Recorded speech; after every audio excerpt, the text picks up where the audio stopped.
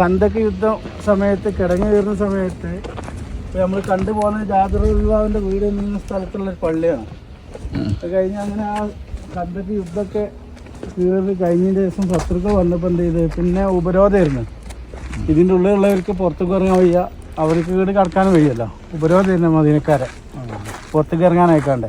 യുദ്ധം നടന്നിട്ടില്ലല്ലോ ഖന്തക്കിൽ. അപ്പോൾ ആ ഉപരോധ സമയത്ത് റസൂലുള്ളാഹി സ്വല്ലല്ലാഹു അലൈഹി വസല്ലം ഒറ്റയ്ക്ക് വന്ന് 3 ദിവസം തുടർച്ചയായിട്ട് ഇബാദത്ത് ചെയ്ത സ്ഥലമാണ് ഇവിടെ.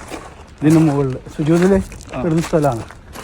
അപ്പോൾ അതിന് വേണ്ടിയിട്ട് തിരഞ്ഞെടുത്തതിന് റസൂലുള്ളാഹി സ്വല്ലല്ലാഹു അലൈഹി വസല്ലം വേറെ സഹാബത്തൊന്നും അറിയാണ്ട് ഒറ്റയ്ക്ക് വന്നിട്ട്. അതിൽ സഹാബത്ത് ആയിഷ റളിയല്ലാഹു അൻഹയോട് ചോദിച്ചു, റസൂൽ എവിടെയും ചോദിച്ചപ്പോൾ പറഞ്ഞു ഇവിടെ മുകളിൽ ഉണ്ടാവുമെന്ന് പറഞ്ഞു. ഇവിടെ വന്നപ്പോൾ ഇവിടെ ഉണ്ട്, ഇബാദത്തിലാണെന്ന്.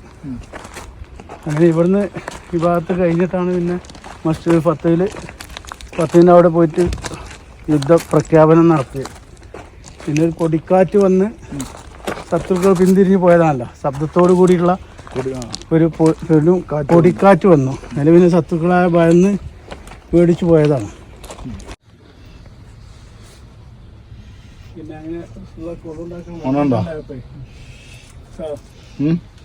ഉണ്ടാക്കാൻ വെള്ളമില്ലാണ്ടായപ്പോൾ ജിബ്രീൽ അലൈഹിസ്സലാം ജറകൊണ്ട സ്ഥലമാണ് ആ മുകളിൽ ആ പച്ച ഇത്ത കാണുന്നു. അതിൻ്റെ അടിയിലൊരു ചെറിയ ഗുഹ ഉണ്ട്.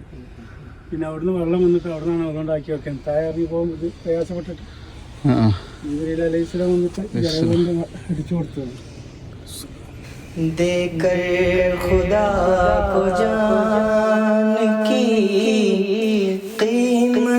खरीद ली